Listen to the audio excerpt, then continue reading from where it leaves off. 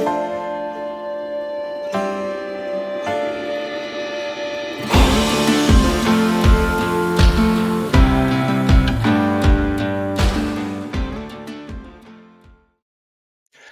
right, guys, welcome to episode 29 of the Sling Den, and I am so glad to be able to bring you this man here, Mr. Zachary Fowler of Fowler, Makery, and Mischief. When I first started off, I watched this guy, his Trick Shot Tuesdays, his adventures, and I'm so happy to be speaking to him today and get into the deep dive inside of things of slingshots with Zach. So, first of all, Zach, how are you doing today? Great. Thanks for having me. Yeah, no problem at all. My pleasure. My pleasure. So, usually when I have a guest on, we get into the discussion about how they first got into slingshots. A lot of people have the same old story of they got maybe a daisy wrist rocket or something along those sort of lines when they were younger, and then they drifted off, as they got older and maybe come back to it once they've seen people like you. But of course, there's not many people like you around to kind of watch on YouTube for when you first started the hobby. So, what actually first got you involved in slingshots? I was kind of the same as everybody else with the whole Daisy wrist rocket for sure when I was a kid, right?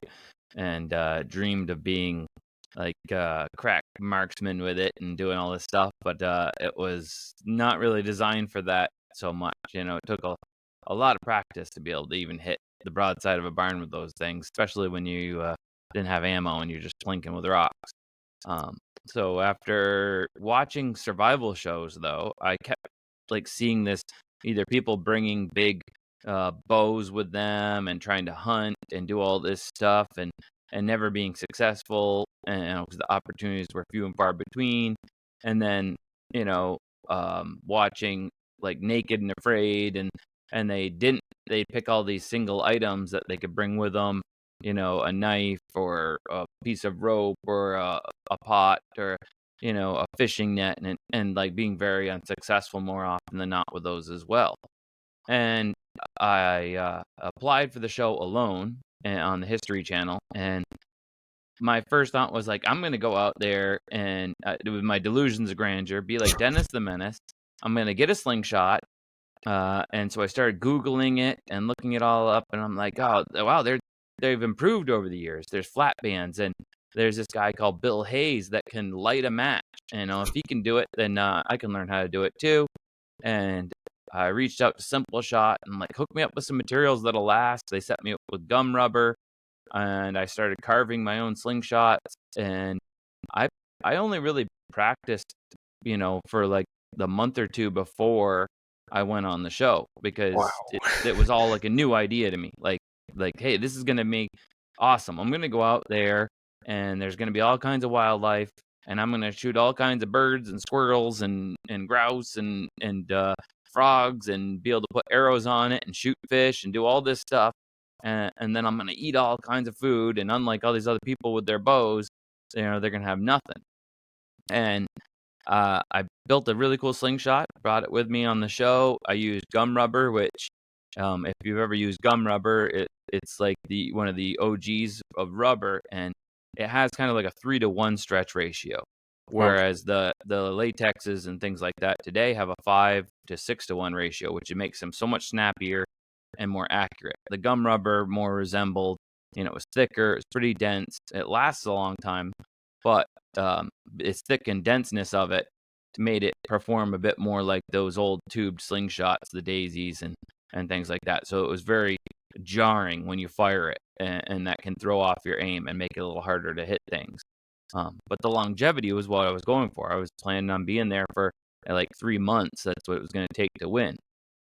So I practiced with it a bunch. Not too bad off. I was hitting things fairly often. Put quite a few shots into a can pretty quickly just by following what I saw on the internet of how people were shooting, and I felt pretty confident that I was going to do pretty well.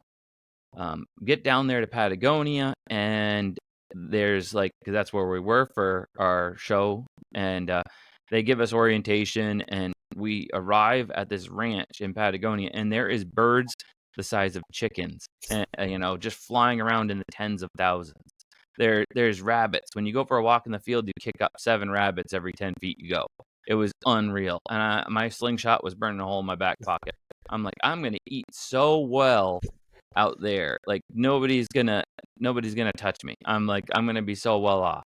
And everybody was like, "Hey, do you got another slingshot?" And they wanted to change their 10 items out, and they were like getting all excited about it because they see me out there in the back practicing every day with the slingshot. Well, the thing was though, they only let us have, I think it was 20 to 30 pieces of ammo. So I picked some heavier ammo that was like half-inch steel, so I could take a rabbit down, and I painted it all pink. And my hopes were that I could use rocks for some stuff, and there'd be enough shots that it would be sufficient, and I could use the pink ammo on a more important kill on a hunt, and only have to shoot once, and I'd be able to possibly even dig it up and reclaim it, and be able to have it with me the whole time. And then they were only allowed 2 slingshot bands. So I made 2 3-foot-long slingshot bands out of double thick, uh, the gum rubber. So they were ridiculous, and they're, like, going over my stuff, and they're like, "Is that what you could shoot?" I'm like, "Yeah, I could shoot this all day long," you know? Like, it was already stretched, it was stretched, like, super long, and then, like, I could barely pull it back because it's double thick, like, and it was tapered at both ends. So the plan was I get out there and I trim them down, and I just went from uh 2 band sets to 12 band sets. And so I got out there, trimmed them down, and used a tapered band set of the gum rubber on. And but when we got there, you know, they fly us in over the glaciers, drop me into this glacial lake high up in the Andes Mountains in Patagonia, and all that stuff was in the lower valleys. This is going into winter now, deep fall. All that stuff in the warm lower valleys is not there in the upper mountains. It's gone. There was nothing there. I was on the dark side of the moon, so even the 1 or 2 things that were appearing during the trip, and I spent 87 days there surviving. They were on the other side of the lake. Like there was geese over there. And I'm like, I could hunt those geese if they were over here, but they never came to my side. It wasn't sunny, so there wasn't as many weeds in the water. They didn't have any reason to be over there, to like be diving around and feeding on the aquaculture, because it was a dark, murky side of the lake that I was put on, unfortunately. And the other wild game was just not there. It all leaves the upper mountains during the wintertime. So I was just standing out there, and on the show, you could see me. I've got rocks, and I'm practicing, and I'm like shooting at a piece of moss on a tree, and I'm like, yeah, and I hit the piece of moss, and I'm like, it only took me 20 shots, you know, and I'm like, that's not very confident building. But I shot every day as kind of therapy, and I just had so much fun, and I just kept shooting the rocks. I built a backdrop for shooting rocks, which had like bamboo sticks hanging over other sticks so that I could hit it and then be able to collect my rocks up, because up where my shelter was, where I would shoot every morning, there wasn't any rocks. I collect them from down below and carry them up over the hill, about like a quarter of a mile up over this hill to where my shelter was. And I just plink away at it. And then on the show, they had me shooting a snowman once, and shot the snowman. And then they have me. Uh, I don't think they actually showed it on the show, but I got one bird with my slingshot. Because I got 2 birds the whole time I was there, and they don't want it to look like you're eating too much. So I got Okay. one with a bird trap, and then I got one with the slingshot, and it was like such a boon at the time, at like 70 some odd days in, like to have a Yeah. bird that I whacked with my slingshot and they, of course, they put on the screen with the other bird. This little sparrow is 20 calories, so it would have taken like 200 of these a day to survive, but it felt so good when I finally like vindicated. I brought the slingshot, because I would go around when there was snow. There was nothing to hunt. Like all the animals left. The rabbits weren't there. The birds were just little sparrows, and I only got that one because I practiced all the time with rocks. And that one day, I had shot at him like, I don't know, 40 times before that. But that one day, he was talking to another bird, probably flirting with another bird. And they were like chirping back and forth. His head was turned, and I bopped him in the back of the head and did a perfect shot. And I had that little bird, and I took all my time to very carefully pluck it, save all the skin, and cooked it up like this little the size of a silver dollar, little bird. One bite. And, yeah, and like I smoked it over the fire on a little stick, and then I stewed it, and then so all the little meat fall right off the bone, and ate that very carefully, and then I put all the bones very carefully back in there and cooked them down into a broth and cooked every last little bit of it until I could enjoy it. And it was the most tasty wild game I've ever had, because at that point your taste buds, you could taste every nuance. I haven't had salt in 70 some odd days. Like you taste every nuance without even needing salt. It was pretty wild. So that was my first slingshot adventure, was going right out there, taking it up, with a month's worth of practice to survive with this as one of my main tools. And just like all the other shows and all the ones I was making fun of, and the reason I picked the slingshot is you don't get to pick the location, and you don't know what's going to happen. When you go hunting for real, you pick a spot where you think you'll have the best chance at getting something so you can eat it. And it's like that was not what happened here. I didn't really have a choice. They put us where they put us, and they had put us there on purpose. So it's stressful, difficult, and hard to survive. All I had was, in the end, was 63 fish to eat, because that was the only thing that stuck around during the winter time. For sure. Yeah. I mean, that's crazy that you only took a month to kind of practice. I guess it was one of Yeah. those last minute things. Oh, I'll do Yeah. this. Looking back on that experience now, you know, looking at the equipment you were using, do you feel like if there were, things that you could take and be able to eat, do you think you would have been successful? Um, I mean, there's a couple other things I would have taken with me on the trip. One, I probably would have taken a gill net, because I know more about it now. I didn't know anything about it before. I know better fishing tactics where I could have caught more fish. And the trout weren't that big. And even though I built a dock out into the water and sometimes I could see a trout, it wasn't that often that I could have, even though I would have been allowed to, I could have like maybe darted some fish. Um, it's like they're just, and even so, like I might have brought it again, with some arrows Mm, and more of like the scout slingshot from Simple Shot that could take the arrows and be able to shoot regular ammo as well. I might have brought something like that, because I could have, like, on the other side of the lake, people had footage of deer coming and walking right up to their camp. mm, There was the geese. I could have set up a blind and maybe made some decoys out of the reeds, and got some geese to come in and land really close and shoot one of those. There was all kinds of opportunities if I was in the right place at the right time. for It, sure. but it didn't discourage me. I had so much fun out there, and it was such a therapy time for me, just having fun shooting the snowman when it finally snowed one day, and stuff. I came home and I was like, I'm going to do more with this. I went and visited Bill Hayes, and he gave me a personal lesson on how to shoot the slingshot. And then I started just bringing it with me on all my trips, and I decided to switch my shooting method after reading a book about Cayudo archery, and that I found at like a garage sale, and where the long draw of the Cayudo bow, where they flip their wrist forward to clear the arrow, and their backhand goes back after they shoot. And so I took what Bill taught me, and he comes back to a longer anchor. And I think now he even kind of anchors at his cheek more often than not. Like went with a shorter, he shortened up, because he used to come back to like anchor back here. And I switched to, instead of a pinch on top, I switched to a pinch on my second finger to allow for speed loading. And that also gave me the chance, when I have that backhand further back, by pinching on top of, with my thumb on top of my middle finger, I can keep my pinch clean and straight while it's pulled back further without tweaking my wrist and causing like frame hits and things.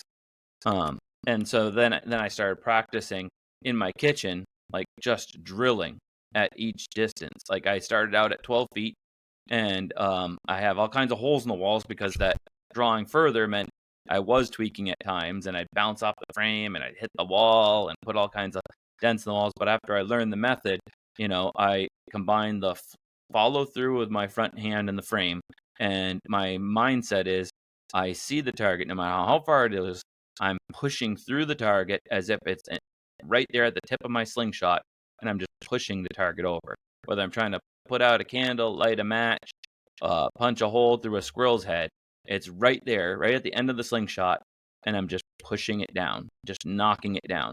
And with my backhand, I'm focusing on, as I push forward with the frame, I'm pulling that shot out of my back fingers, and I'm allowing my hand to be surprised as it's pulled out of that pinch and the pouch at the back, and that hand is to not drop when it lets go. It is to spring back away from me a little bit, pulling back at the same time as I push forward with my shot, which is supposed to improve. From the slingshot forum was another thing. It improves power by flicking, and so I combined all those things together to make it a stronger hunting capable thing. And I drill. I'd take a shot at 12 feet and take a step back and shoot, until I missed. And then I'd move back to the front until I was able to hit every shot on a 1-inch spinner from front to the back of the room, 45 feet away, about 40 steps, moving back each time until I can make 40 shots in a row from 12 feet all the way back to 40 feet, just drilling, and that's how I got pretty decent at it for a while. And the reasoning behind amending, your regular kind of short draw kind of thing, as you say in there, Bill Hayes, I use that as my anchor. What was the Yeah. thought process behind extending that? Was it to get a little bit more velocity on your shots? Because I know with long draw, you do get additional feet per second. Was that your thought process about going out and about? And if you are looking to take down any game, you wanted to be sure that you were getting that excess power to ensure you were going to be able to take something? That was definitely part of it. It was more power. It was reading the Cayuga archery book and just falling in love with the romantic look of it is part of it too. Like I just thought it looked so cool, and I was like, and how cool is it if I take and combine the Cayuga archery mindset, of the way they practice and the flicking of the wrist and the hand going back, because that's created such a powerful bow, and they were so powerful to be able to do that. And if I do that too, and it'll look really cool and it'll be super powerful. And yeah, it's just kind of like it was probably 50% more power and 50% coolness at first. And I've seen a lot of your videos, and you've taken a lot of interesting things with a slingshot, many that other people will never have the opportunity to take. There's a couple that stand out, even the ones where you were on the balcony, I think it was in Hawaii, and you were hitting these fruit off the trees, Yeah, yeah. things like that. So, what would you say is the most exciting thing you've been able to take with a slingshot? Um, just I don't know. I mean, there's so many things. Like it just like I love just having it for every trip. I guess Hmm. probably the coolest one, because the hardest thing is hunting with a slingshot, right? Because it's Yeah. so illegal in so many places, just randomly.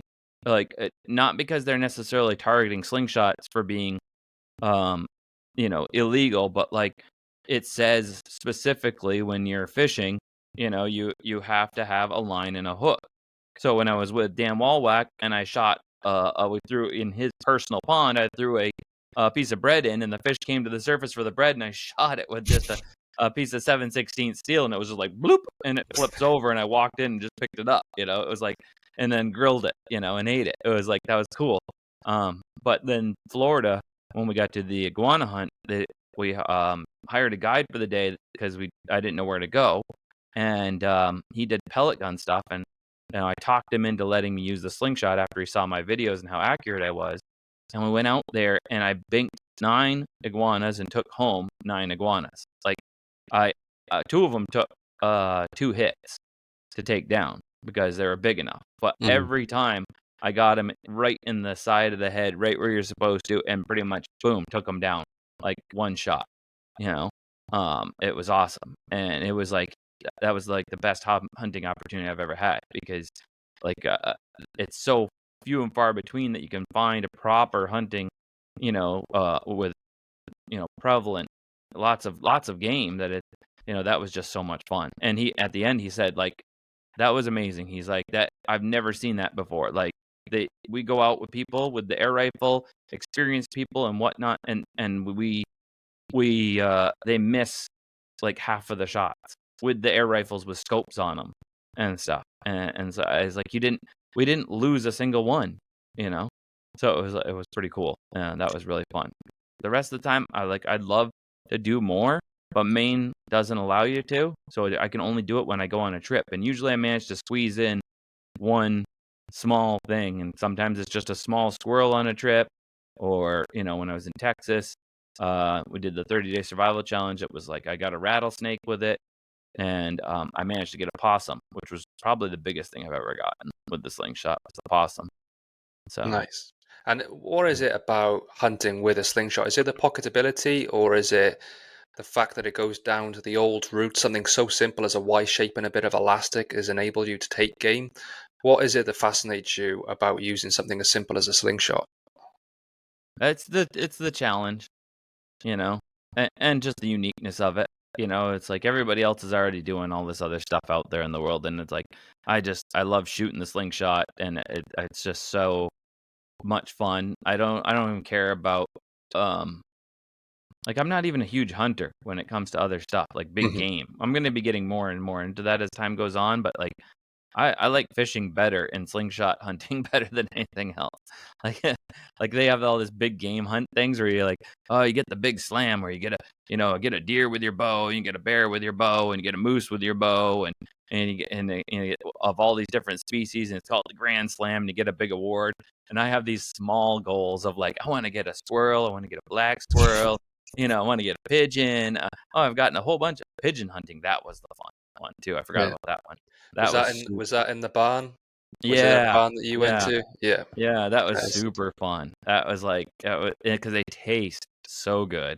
Yeah. That of all the birds, like, that I've had, grouse is fun in Canada with the wood-beardsman. Yeah, like I said, I managed to always squeeze one little one in here and there, but at the same time, like, can almost always only be one little hunt outside of the pigeons and the iguanas. I think were my biggest, you know, able to hunt a whole bunch in one day and stuff for a game. Because the rest of the time, it's like, Texas, it was like hunting all around for a rabbit, and they're almost never around. And I managed to get that, almost step on that rattlesnake, but I managed to bop him. But that was only like 10 feet away. It wasn't much of a hunt. He was cold. He wasn't going anywhere. He was hissing at me, and we needed to eat, so I got him. You know. Nice. And other than the hunting, would you say you're a true hobbyist in the sense of you still just enjoy using a slingshot? Because like you said, a lot of people like yourself will use it as some form of relaxation, just to be able to get out and, whether they're plinking at cans or spinners or whatever it may be.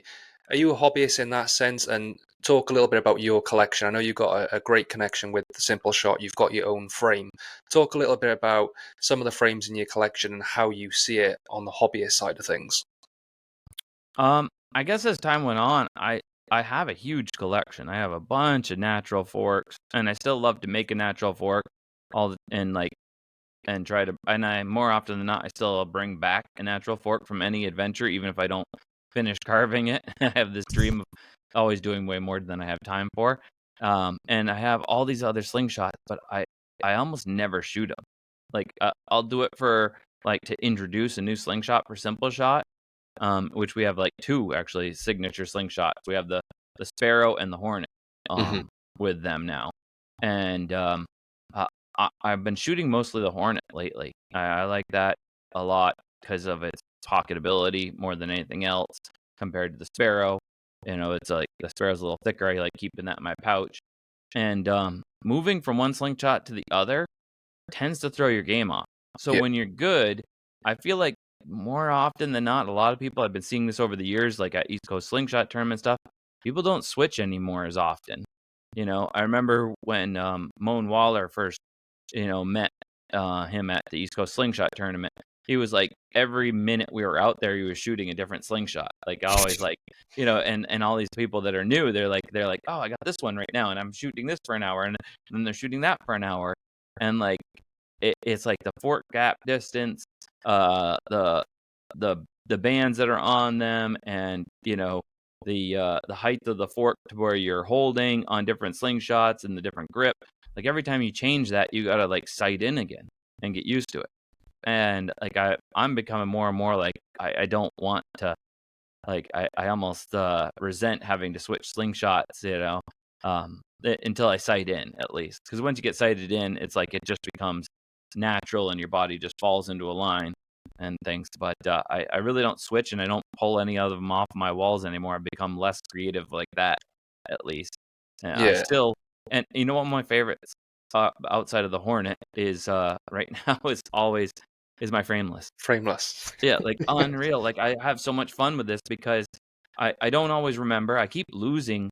I haven't been as disciplined as I used to be in the past where I practice every day because I still pick it up and I can just hit stuff, you know?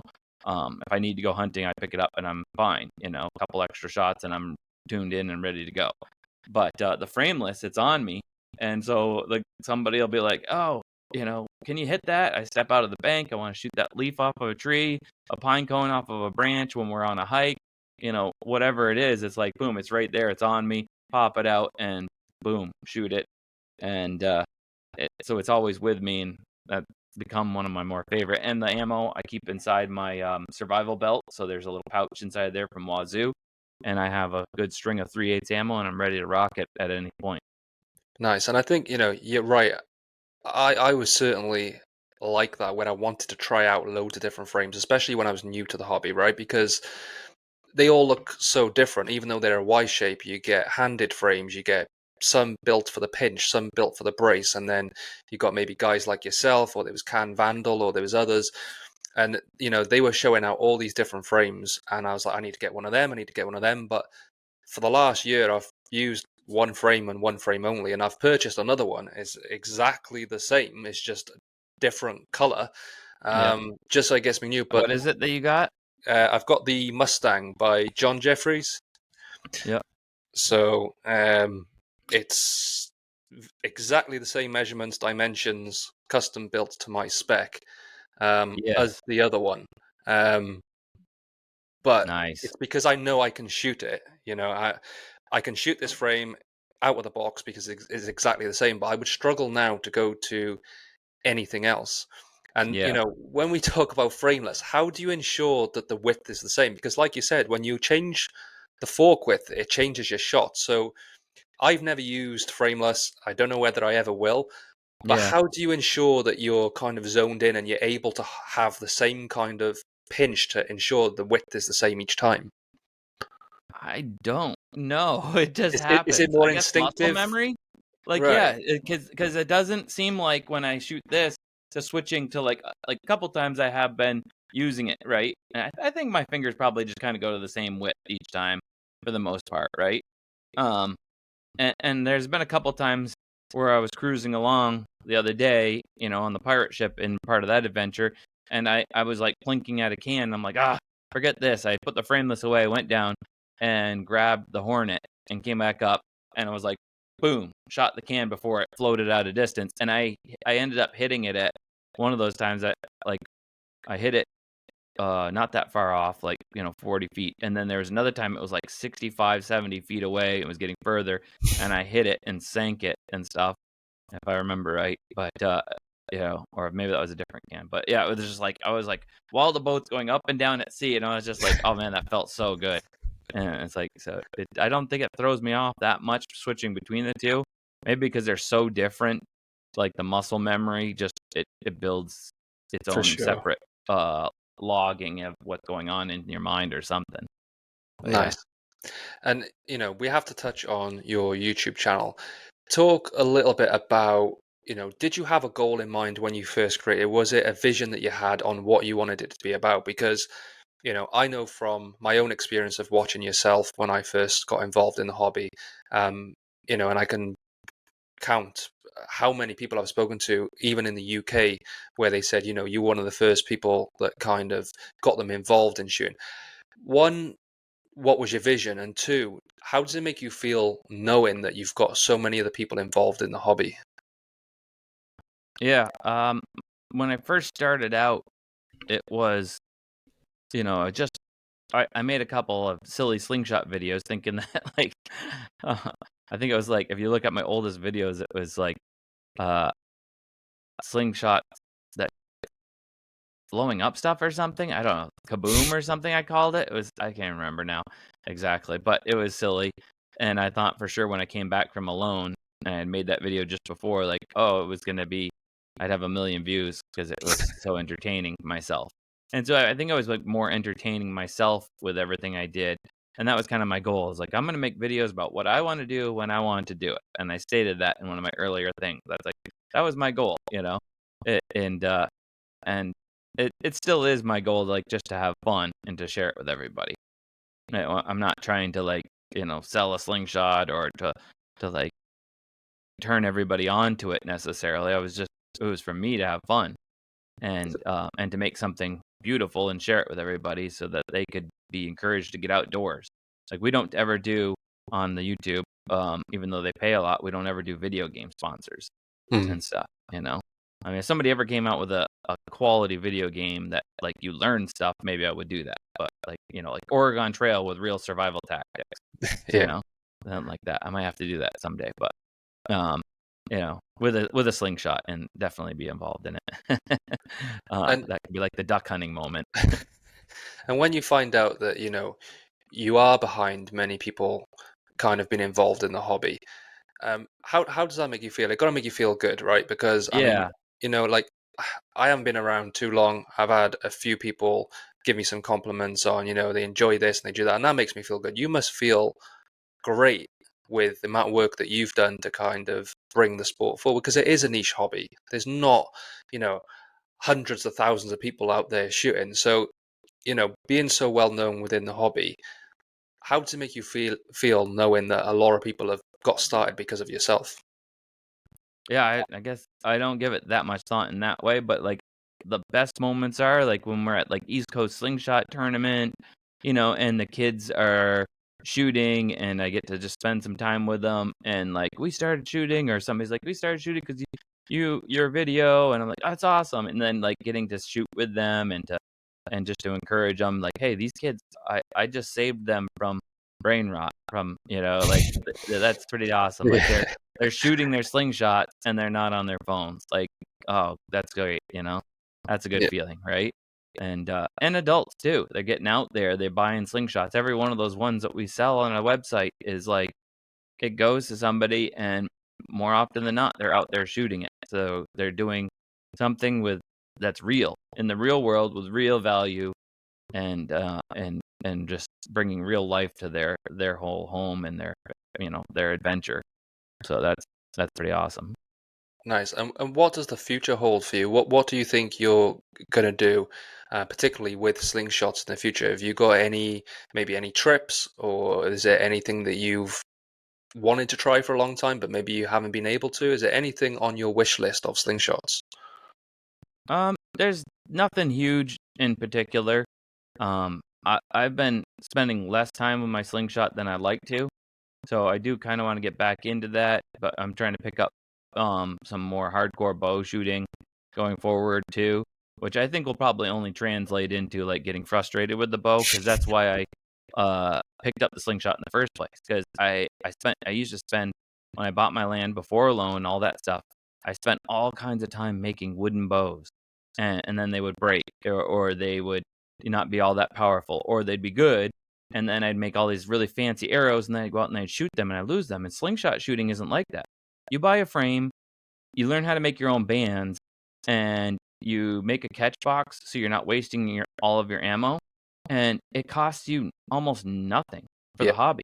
You know, the expensive part of the hobby is when you decide that you need another slingshot and you start buying new slingshots or custom slingshots, all the time, because like it's all about the bands and just spending time with it that yeah. that makes you capable of hitting whatever you can imagine in any situation. And so it's going forward, I just try to incorporate it every time I'm out there.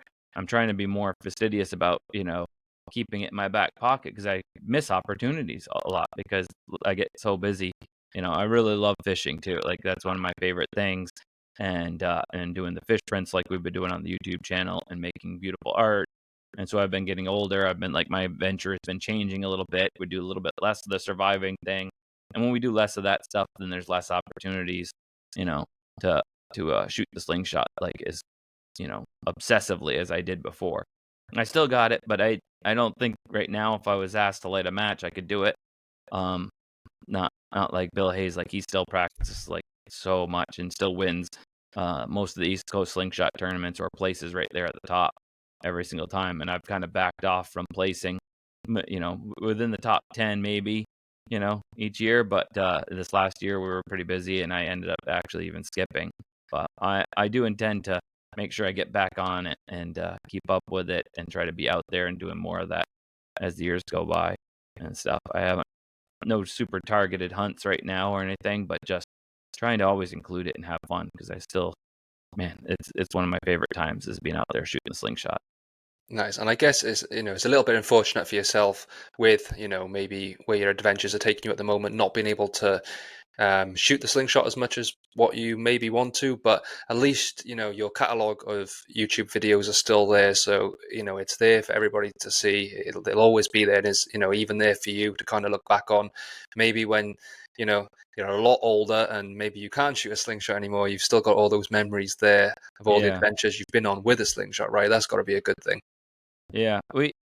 And part of the problem isn't even that, it's just that once that hunting capability, like you can't hunt, and we're looking right now, we're doing a series on the Outer Banks in North Carolina, and we're trying to figure out if I'm going to be able to take a nutria, and that's what I want to do with the slingshot is be able to whack one of those guys and cook him, and that would be a cool video and real fun hunt, and as well as some great place to practice, being able to be out there on the sands and on the beach and just be able to plink some cans and just have some fun like that with a friend and get him on shooting and get him excited about it. And so I'm hoping that works out too. But we got to figure out the legality of all that and stuff. So each time Sure.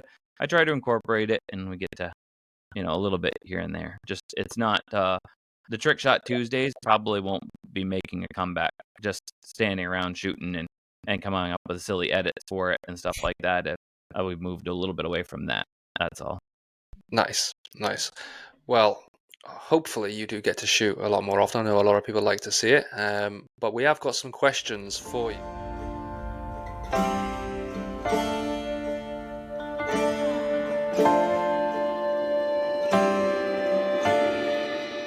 But we have got some questions for you, so some of them are quite interesting.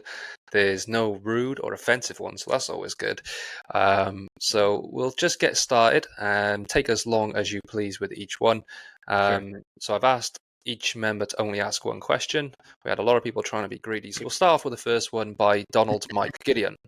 Do you think you could recreate your talk threading the needle shot?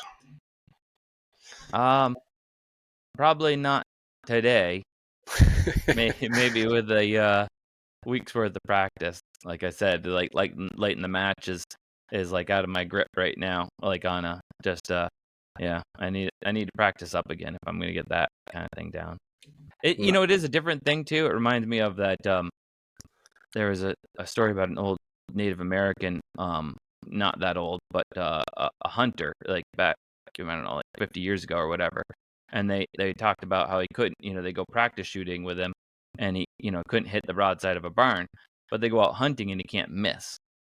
So when it comes to Mm. like shooting game, I don't seem to ever have a problem, but like nowadays. But when I like target shooting, if I'm like probably shooting for points right now, I would do miserably. Different concentration levels, I guess. Yeah. That survival instinct maybe takes over and you're a bit more focused on the shot. Yeah. The next one's by Andy Moore, and he's asked three, so I'll just ask you one. You have got so many fans here in the UK, not just for catapults. Would you ever cross the Atlantic for a catapult competition? I'd love to. Yeah, someday for sure. Yeah. We've got some. I've seen your video. I think it was the one where you were with Moan doing the woods course. Mhm. We've got we got a couple of really nice events. We've got one which I went to this year, Harrogate. and is all over old rock, and there's some which are stupidly high up on cliff tops and things like that.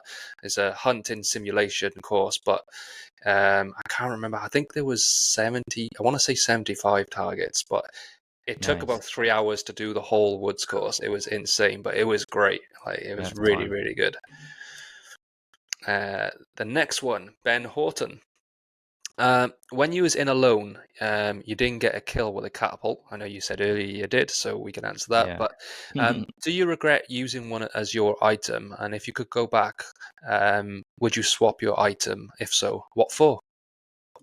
No, I don't think I would swap it like we were saying. I think I might um pick a different frame, you know.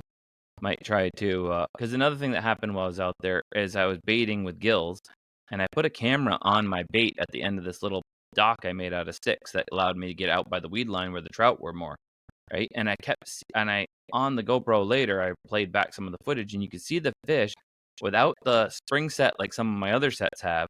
The fish would come up and it'd swallow it and spit it back out. So I had the idea too of if I did bring the slingshot again, I would make a dart and a little bit of a blind so I wouldn't scare him off, and then just come up and let him hit it like Mm, without setting the hook, and then just boom, dart the fish right nice. there. And that might have been a good opportunity to increase the amount of fish I ate during the whole trip and stuff. So But make some modifications, but definitely still bring the slingshot. and I guess it's difficult because of the location you were in. It may have been completely different, and it may have worked out perfectly, as you said. If you're on the other side of the river, or you were able to get to the geese, maybe it would have been a different story altogether. But I Yeah, can imagine being on your own for that amount of time, and surviving, having something like a slingshot just to kind of ease your mind and just do something therapeutic like that was a big help anyway. So even if it wasn't one of the tools that helped you be able to survive, it was always good for you mentally, I guess. yeah, for sure, definitely. So the next one's by Rex Spurlock Jr. Out of all the things in life, why do you still shoot slingshots? Just because it's fun. And it's cheap. I like to Yeah. waste a little bit of ammo, like, every day if I can. Um, Lately it's been more like 2 or 3 days a week where, I'll be down at the lake and I have a couple metal targets in the trees and just like blink, blink, blink, blink, Mm, blink, blink, blink, blink, miss a couple shots, shoot a really long shot at the buoy out by the boat, from a different angle, go for a little walk with my dog and, punch a whole couple holes in some leaves. That's a fun challenge I love to do because I go for a walk in your wild. You look at a leaf and you identify it, and it's like it's a focused task because there's all these other leaves around, but you identify a certain particular leaf, isolate it, and don't let your focus waver off of that to be able to punch a perfect hole right in the center. Feels pretty good nice. I like and a that great way idea to actually. practice. Yeah, I don't think I've done that. I've done a lot of things in the woods where I've hung things up or I've identified, like I like to hit maybe twigs off the trees or in the trees. Yep. But I Yeah. like the idea of that with the leaves and having to focus because you're having to really dial in and ignore all the surroundings. So I like that one. I might take that one on board. Yeah. The next one's by Luke Stroud. Does capturing footage for the YouTube channel detract from enjoying the outdoor and the slingshot hobbies, or does it add an extra level of enjoyment slash challenge? Depends on the day.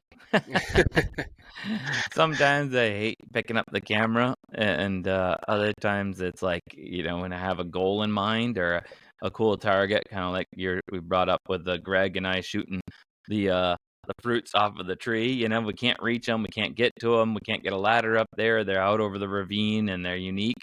And I shoot them off by the stem and get them to drop all the way down into the valley. We only found one, I think, in Yeah, the end. yeah. Like we shot all the time, like shot like 5 of them off the branches, He but was there was like such a sinking into the growth, yeah, there and was such a heavy cover of ground cover that we only managed to find one of them.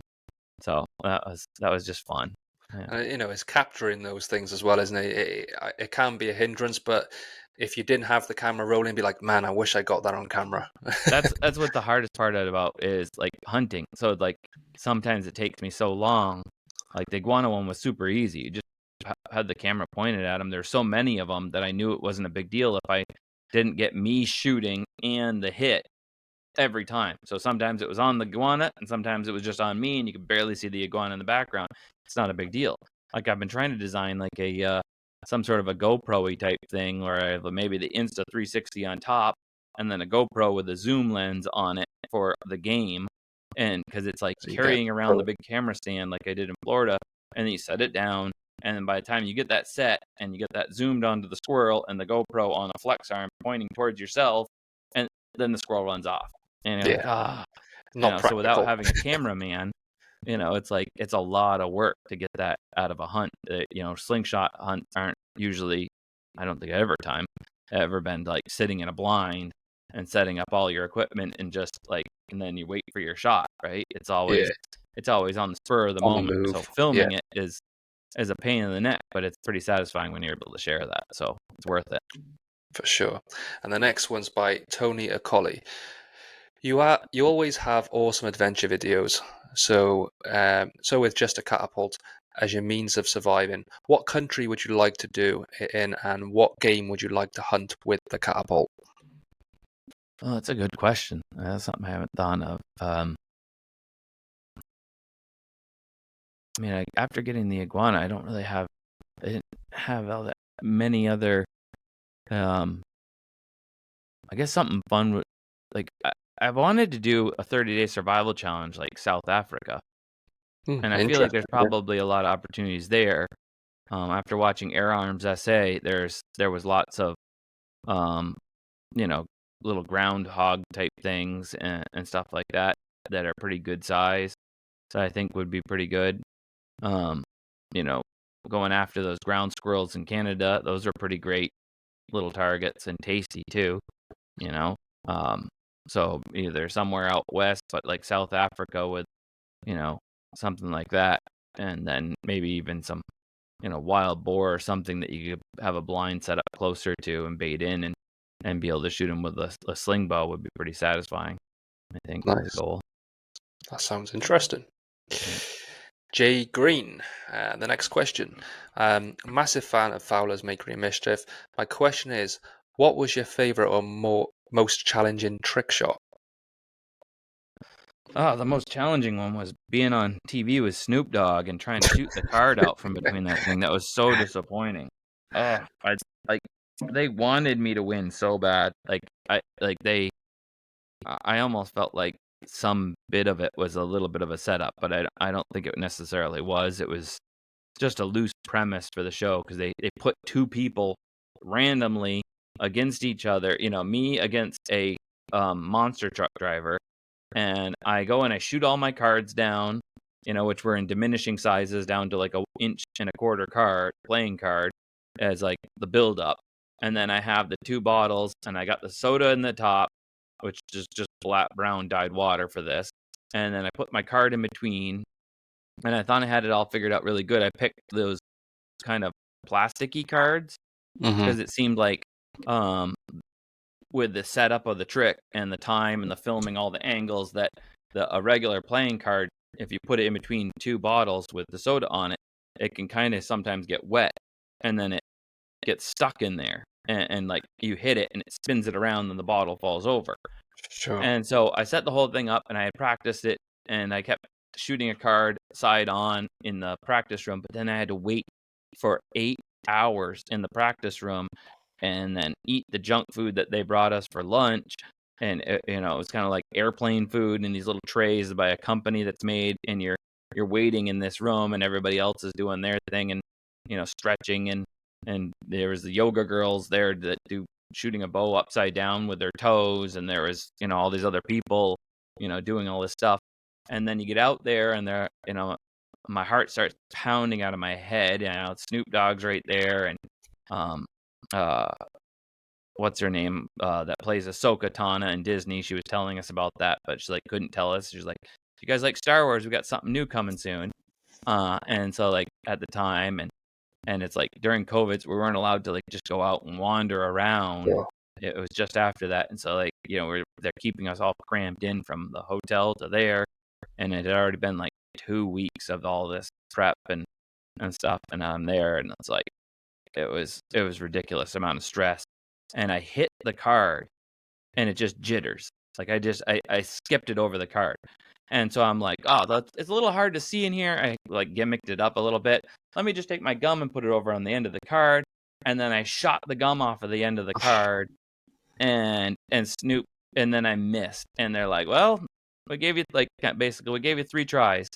And I'm like, and it literally, like, the card, like, somehow did manage to glue itself in there again, I guess. Or I really did legitimately just skip it across. I didn't get to tighten up hard on hit. I couldn't even believe that I snatched the gum off of there, but the card didn't move. It just moved like a quarter of the way around. It was ridiculous. I went over after, and it was like, it did feel like it was pretty stuck in there, so it still ended up vacuumed in. And Snoop goes, well, Slingshot man, if you had told me you were going to shoot the gum off the end of the card, you would have won this, So the monster truck guy did his thing. He nailed his trick, exactly said he was going to do. But they were like pretty impressed with the whole slingshot thing, but I didn't pull off what I said I was going to do. And I was like, that was so disappointing, because the second trick I was going to do would have been in round 2 was, which one? I'm not sure if it was, I think it was lighting a match. They wanted that next. And then they had it all rigged up and ready to go so that when I lit the match, it was going to light a fuse, which made fireworks and all this stuff go off. And I'm like, that lighting a match is so easy compared to shooting the hitting card a out. slide on, yeah. Relatively, especially when you make your own matches so that they are strike anywhere over the whole head. All you have to do is hit it. And I don't know, for some reason I find that so much easier than trying to shoot a playing card on its side. You can hit very easily in this plane, as opposed to this plane. Yeah. It becomes quite a bit more complicated. And then my third one, which I was like super excited about, if I had made it past the match, which I figured I totally would have, was I was going to split an arrow, and I did a YouTube video about that. And I had the arrow, and I was going to hit it on the knock at bamboo. So when you hit them, boom, right in the center of the knock, which I sharpened a little bit, it splits the arrow. They just blow up. They come right apart. And I was going to come out like Robin Hood, and I was going to be Robin Hood, hit the end of that arrow, and boom, it was going to split. And after a while, and the show aired and all that, and I didn't get to do it for that. I made a YouTube video about it, and managed to hit the arrow and get it pop apart, and it was pretty cool, but not as cool as if I had done it in front of the world on TV. But then I guess that's it. Doing it live is a whole another thing. As as well as me, like ECST. You're in front of people. There's competition. There's live competitions out there. I take part in that each week, and that's nerve-wracking itself with like a handful of people watching. So I can only imagine what you were going through. On the stage with Snoop Dogg right there watching you. Yeah, it must be pretty intense and pretty difficult to really keep cool, which is what you need really when you're going to be pulling off a shot like that. Yeah, I was just so out of whack. My face was flush and red, and I could feel my heart pounding in the tips of my beard follicles. I mean, it was I was just like, hi. Like, I looked like I was on TV, like I was just fine, but I felt like I was about to have a stroke. Like I was just, it was like so hard. And I felt so out of whack. I was kind of anemic at that point too, on top of everything else, because of just being flushed and sitting in that practice room for so long. And even once they call you up, it was like another hour. If you move this part, and then you move a little further forward, they mic you up. They tell you to watch the other person's thing, and then they're resetting the stage. I was like, oh my goodness. That's a shame. It would have been great, but at least you got the opportunity to go there and do that. And like I said, it's just unfortunate the card didn't move, because it sounded like you did actually hit it. Oh yeah, twice. Yeah, that's the unfortunate side of it. Yeah. But the next one is by someone you may know. So this is from Darren Glenn Cook. Howdy from the Cooks. We would like to know if Zachary Fowler will be making a larger slingshot this year at the Fall Georgia Bushcraft Gather. Last year was a blast. Thanks. I think we're just going to shoot the same large slingshot this time. We made one that was about 9 foot tall, and the fork width was, I think, like 4.5 feet, and it was like about this diameter at the tip of the forks.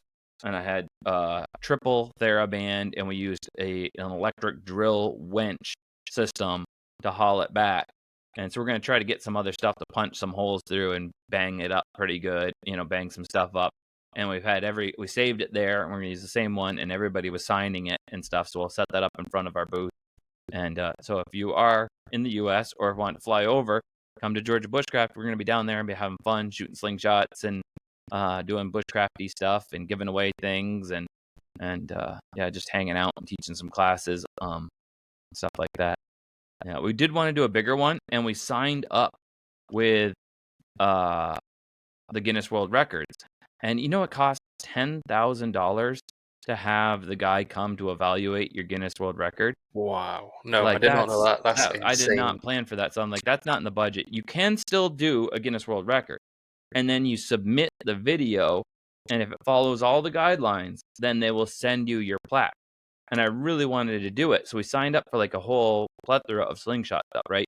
How many people we could get to shoot a slingshot at a time. If we had 100 people, then we would be like double what somebody else had done, all shooting at once. I'm like, that's easy at Georgia Bushcraft. There's like 3,000 people. We get 100 people. We get 300 people lined up, and nobody could break our record very easily. We'd supply all the slingshots and have them laser cut with our laser, and just have them be little wooden frames with clay ammo and some nice bands, and we'd be styling. And then we also had another one where which I didn't want, but it was somebody else had already done it. You shoot 10 lemons in 1 minute and hit like a giant can lid or something, like a trash can lid, and that would break the other person's record. I don't know why somebody did that for 10 lemons. 10 lemons. So I'd have to make a lemon shooting slingshot. I was like, whatever. Let's try to break like as many as we can to make it worth it, and we'll break like multiple records. And then the world's largest slingshot, which we're like, boom, we'll just cut down a giant natural fork there and make a bigger slingshot. Theirs was 12 foot or something. It's like, oh, we only have to do 13 foot. But when we got the rules, it was it can't be out of a natural fork. It has to be laminated and stuff. So apparently whoever made their other one, they made it all out of plywood and gusseted it all together and made a giant, like that looks, that's kind of cool, but it's not as cool as like a giant natural slingshot. It's almost defining the point. Yeah. And then what was the other one? There was maybe one, how far can you shoot a water balloon? And I'm like, that was like, okay, we'll do it, because we could just use the other slingshot, the one that we already have, or the giant one, and shoot and break multiple records at the same time, just make a pouch that'll shoot water balloons without breaking them. I could like triple bag the water balloon and it'll go further, and so we're just, this time we like, whatever, we're just gonna look, because we didn't get accepted for the cooler ones, like the 100 people plus shooting a slingshot at once, and the other ones were so hinky the way they were changing things up. When I first started out, my goal was to beat that, how many cans you could knock down in a minute. And that guy is so fast, and that's why I started pinching like I do, so that I can load and pinch. I kind of took what PF Shooter did with his where he could speed load and stuff and shoot. And but after a number of years, I kind of plateaued, and I was like, I didn't keep up with it. And it's really easy to shoot fast at close and be able to just like boom, can as fast as a friend can shoot them, but it's not so easy to do that at 30 feet. Yeah, for sure. There's a guy here in the UK, Richard Rogers, so he keeps winning the event every year. So he keeps all his ball bearings in his mouth and then just spits one out at a time, and then so it's like 10 meters, and I think they're like 40 mil targets, but he just holds them in his mouth and just it's crazy. In the world, that's wild. It's wild. Yeah. Does he pinch the ammo or the pouch? No, so he's in the pouch. He shoots like he regularly, and he has like a kind of floaty kind of anchor as well. Yeah. But he literally just like spits it out, drops it into his hand, and then just But he pouches it, or does he just pinch it? No, he pouches it. Yeah. He pouches it. So rather than like pinch it off a magnet or like. No, I'm like, so the guy that won the speed shoot at East Coast Slingshot tournament the year before, he loads it into the pouch, but he's holding the ammo. He's holding the ball. I see what you mean. Like, you hold the ball back and you let go. Yeah, no, he's just doing it conventional, like any other, holding the pouch. But he just stops the ball in his mouth. I trained to hold the ammo in my hand and then just move another one up into place and use that slip finger. it in the pouch. Yeah, so I could hold like 3/8 ammo. I could hold like 20 shots, Nice. without, so and then you dip your hand in your pouch, pick up 15 more, and be able to get those shots off and stuff. And I think last time I was there, I mean, I got all those 10 in less than a minute. So that's what we were doing for our speed shoot. It was like you get 10, you get the full amount of points from the speed shoot and And you stuff. still And then we shoot did. that way anyway, even if you're just using one piece of ammo, you still shoot with that Yeah, thing. I still shoot Yeah, that same pinch because it allows for when I'm all the way back with that long draw to have a clean, straight line and not tweaking the wrist. I nice, think I actually do tweak the wrist now a little bit, but like it's consistent, so I just keep not trying to change it anymore. But nice. so, So Georgia, bushcraft gather. I suggest yes, people go there, especially Damien Lee with the next question. Can I get another hat? Mine's faded. So that seems like a lot of wearing, but I imagine you have some merch. yeah, Not we'll have all only, kinds of merch and stuff. Yeah. yeah, there we go, Damien. He's here in the UK, so if you fancy a trip over to Georgia, that'd be a great time to do Or it. go on to fowlersmakeryandmischief.com or fowlers.shop if you're typing it in. It's a little quicker, fowlers.shop. And, we got all the products from that I produce, like my signature products like the chopper, the slingshots from Simple Shot, some slingshots that we still have made, the gold hornet and the silver hornet out of aluminum and contain a little piece of my million subscriber plaque underneath of the Oh sticker wow, on each one and come with a little signed thing and numbered from me. I think we're up to like number 50s and 60s in the gold, and wow. like not as many people wanted the silver ones, but they still have a little flake of the gold plaque underneath that slingshot. Well, I So, don't think or a as lot you of guys people say, know that, catapult. especially here in the UK. So that's cool. Yeah, I like that. yeah. That's really And we cool. ship worldwide for the most part, except for like the thirdest world of countries. I think there might be a couple on the list. It's just a pain in the neck. You ship and then it comes back. So the next one's by Paul Weber. So he's putting you in a situation. Paul usually comes up with very insane questions, so we'll see where this one leads us. You're in a survival situation, hunting for food, but your bands have snapped on your slingshot. What would you do for bands, or would you give up on the slingshot in that circumstance? Oh, and band snap, just tie them back together and keep going.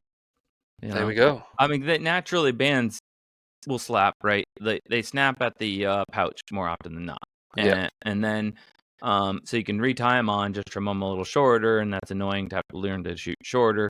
Maybe you could even stretch them a little bit by um moving them out from the forks a teeniest bit and tying them on a little tight again, and get some more use out of it, or just learn how to shoot shorter.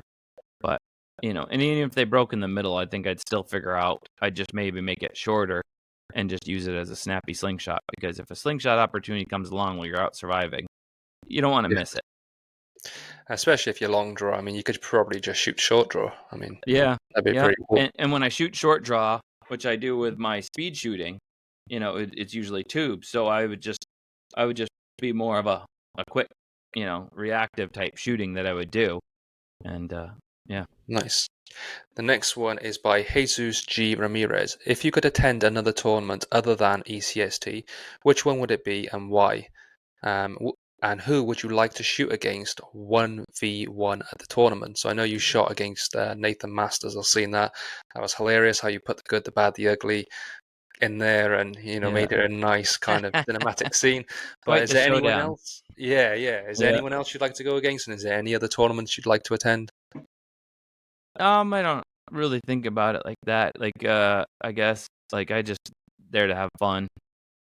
There's so many guys that have learned to shoot and started shooting because they watched my videos that are just like, you know, just cream me half the time when I shoot against them. But I think I just have the most fun when I'm shooting with my friends, shooting with Darren, Glenn Cook when we get to hang out because he shoots long draw too, and we go around do the targets in the woods and just having fun. I've heard a lot of good stuff about Swamp Stomp, and I've always wanted to go over, overseas and shoot there, and I've wanted to get back into it enough where I practice and drill hard the way I used to in the kitchen, and maybe I just need to build that kitchen target zone back up again because right now I have a target out here, and I've taken out the big backyard one with all of the spinners and everything, and I'm thinking about putting that back in because I liked it so much I shot more. and it gave you a chance to shoot up and down and all over the place. And I have a nice little one at the lake where I can run it out the little zip line and be able to reclaim the ammo, and that's always fun too. But when I'm cooking in the kitchen, and that was always my most fun. And when I drilled, and it just kept me super duper accurate. So I might have to rebuild that. I would really love to go and compete in the World Cup someday. I know those guys, the Chinese guys and the Spanish guys that they drill and drill, and they have little things, and their slingshots are just perfect, and they bring it back, and then if it's not perfect, they bring it down, and they bring it back up, and their breathing is just right, and everything like that. And but it would be fun to just be there for all that. And Nice. yeah, Nice. it'd be fun to win.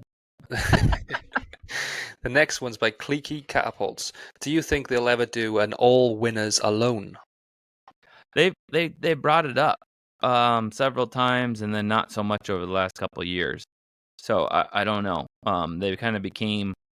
I think somebody was saying the Alone is like syndicated, so they've done all these spin-off shows, and so they really haven't done any Alone the exact same way they did it for us. After up to like season 9, it kind of changed and stuff. Mhm. So I think there's been a bit of a falling off because they changed the patterns of it, Right. and done these little spin-offs so much that nobody trusts to watch it in the millions. And so I would do it. I'm Yeah. not gonna let Yeah. them go out. I mean, they'd outside of one person, nobody's beating my time out there. Nice. They Nice. well, I should say 2 people. So the winner of the season where they gave them $1 million if they could go to 100 days, and the girl that quit before that, but when I was out there, they didn't give me that option. You get a $500,000 if you're the winner, and you're the last person standing. Well, he was allowed to stay to 100 days when the Right. person quit before that, because that was part of the rules. If you make it to 100, then whoever makes it to 100, whether it was 2 or 3 or 4, they all get to split the $1 million. And fortunately for him, he made it to 100 all by himself, and he had like a muskox or something that he had got, and so he had more than enough food and a little shelter, and was able to sit and to eat and be cozy, and it was the right location and the right opportunity. And so the rest of them all, like, the seasons ended way sooner because everybody else had quit and they were sent home. So there's a lot of untapped potential there with the rest of the contestants as winners, and we have no idea how long it could go if they put us all out there against each other, or how short it could go because everybody's got PTSD and wants to get home. Nice. Would definitely be interesting. Yeah. The next one is a very similar question. Ron Porter. Would you go on Survivor or Naked and Afraid? Definitely not Naked and Afraid. That's awful. Like, they they go out there and get eaten by bugs. They're naked. It's just not appropriate. Did used to be one of my favorite shows because they cover everything up, and Yeah. watching it, because I just loved being a couch critic before Alone, and then Alone came on and stuff. And now I don't watch any of those shows 'cause I can't Right. stand them. Like, I mean, they Because you come know out how like it. with all Yeah. kinds of dumb aspects, like Outlast, where they go out there and it's just like they just film them squabbling all the time, and people eat it up. They love it. Yeah. Just And the Naked and Afraid, drama. they put 2 people against each other all the time. They would put a Christian and an atheist, and they'd put them together on purpose, Yeah. and just make it miserable for both of them by putting them in a place where they're getting chewed with bugs, and it's just like I don't know. Survivor, I think, would be pretty fun, and only maybe I would want to go on Outlast just because it'd be fun to go out there and not be a jerk like everybody else, Yeah. and stuff. Unfortunately, that's what TV wants, though, right? They want Yeah, people to go out there, cause drama, and a lot of people eat that stuff up. I don't know why. I don't understand it myself, all yeah. this kind of reality stuff, but that's the Drama way gets the more world. views than that's the same reason why Alone they don't show me eating 63 fish, because it would be like, that wouldn't be that dramatic if, like, they see me catching a fish, and then the next scene is me crying because I missed my family, and opening up to the camera, and it had been like 14 days later with like one meal, and the rest of the time just eating fish head soup every day, Yeah. which got pretty thin after 3 days, and so it's like they want the drama. Yeah. Yeah, for sure. So the next one is by Dan Higgs. Love Zach Fowler, been watching his videos for years. My question was going to be, what's your favourite game to catch and cook with a catty? But Jofi Button has beat me to it. So how long do you take to build your pirate boat, and what's your next adventure going to be? So we'll add that one in. So Jofi Button, big shout out to Jofi, big figure here in the UK, known for his hunting skills with a catapult and his culinary crafts in doing the cooking side of things. So he wants to know what your favorite game to catch and cook is. And then the other question is, how long did it take to build your pirate boat, and what's your next adventure? Favorite game, probably pigeons. They taste really good. And they're fun to hunt. They're small. You get a great little target with those heads that just, and you hit them, and they're just like, it's so satisfying. They And can then, be difficult to cook because if you overcook them, they get that livery taste. But if they're yep, done just right, you get like that steak, like that slightly gamey steak. But if they're overcooked, yeah, you do get that livery kind of thing. But I do like pigeon. yeah. And all the times I've ever hunted them wasn't really wild. They were at a farm, so they're like really plump and fat, Nice. So it was, Bonus. it was pretty good. The iguana's great too, but they do have a kind of dealing with them is like they're kind of grimy and they're like filthy little buggers and stuff. So I mean, like anything is good though. I liked making stuff with the iguana meat. It was actually pretty nice. Um, Nice. and the pirate ship that took about 3 weeks to make. It's for sale right now. So if anybody's interested, wants to come Well, over to the U.S. and buy the pirate ship, I'll help you break it down and put it in a container and take it back, or nice. or you could buy it here and stay in the U.S. Um, but we're selling it so we could do another water world where like next year where I hopefully fly from lake to lake with a like Nice. powered hang glider with pontoons on it kind of thing. Nice. Awesome. That Yeah. sounds great. Yeah. The next one's by Lee Harrison. What's your views on the incident at ECST 2025? Views on it? So that was he's talking about a particular person that went out. Obviously, there was claims of him cheating. Oh, Gone away. Yeah. that whole thing. I don't know. I only caught a glimpse of all that. I didn't really follow it. I wasn't sure. Um, yeah, I can't remember. I can't weigh in on it because I don't know. I can't. It's like, yeah. I mean, it's a pretty free, fun thing. So you know, um, mistakes can happen and things, and there's really no point in cheating. Yeah. It's not like it's a World Cup. You don't really hurt anybody or yourself. I'm not sure if in the end they actually did cheat. So I don't know. So everyone's there just to have a good time, right? That's what Yeah. it should mainly be about. Yeah. The next one is by Lloyd Bolton. Have you still got a shooting range in your kitchen, and does your partner approve? So obviously we touched on the kitchen side of things. You might put that back Yeah. up. Is that right? Yeah. Yeah. That there isn't a shooting range right now for that other very reason. Because we kind of separated the home from knives and slingshots and put that over here on the business side. Um, but there might still be some room, There's since always I do room for I shit. do since I do all the cooking to put that back up in a smaller scale sort of way because I don't miss anymore like I used to. So I can make something that goes up and goes away when it's not being used pretty darn easily. Less projectiles in the wall is always a good thing. Yeah, yeah. We puttied Uh, all the holes in the window frames and replaced all the glass and all the windows that I had cracked, and we don't need that metal mesh in the kitchen anymore and stuff. So So the next one's by a good friend of mine, Chris Foster. He says he can't wait for this one. Firstly, I love your videos, so thank you.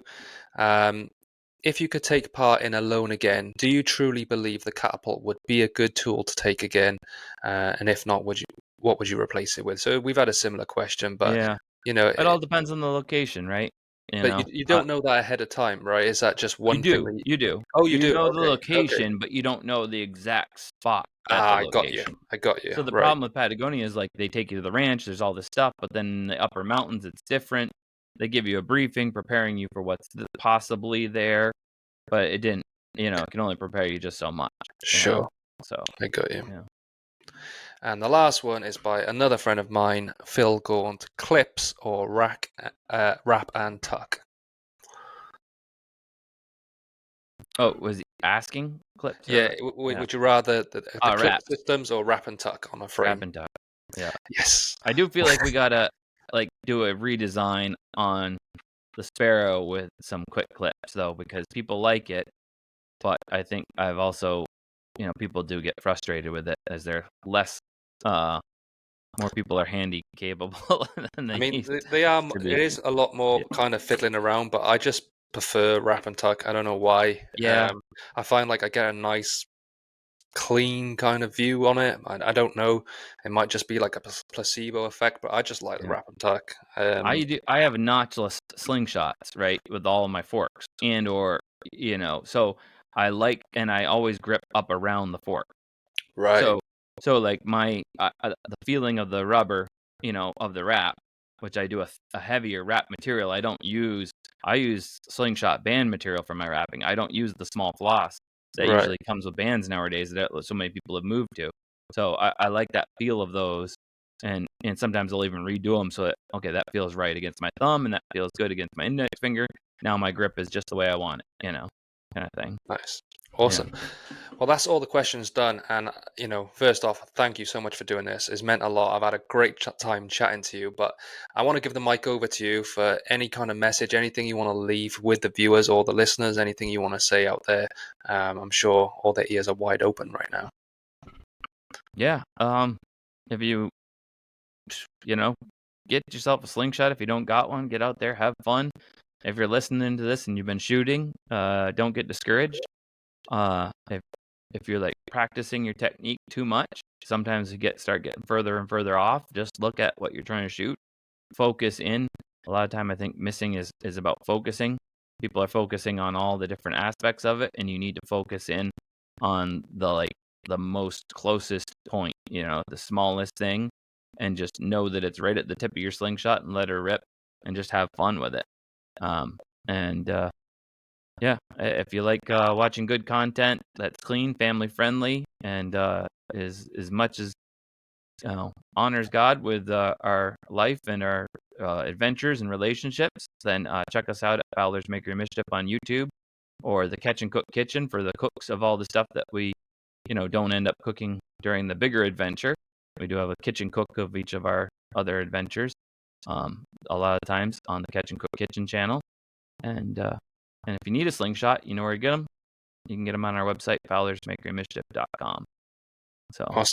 as well as cool shirts made out of our fish prints and other stuff that we do, and some other neat survival stuff.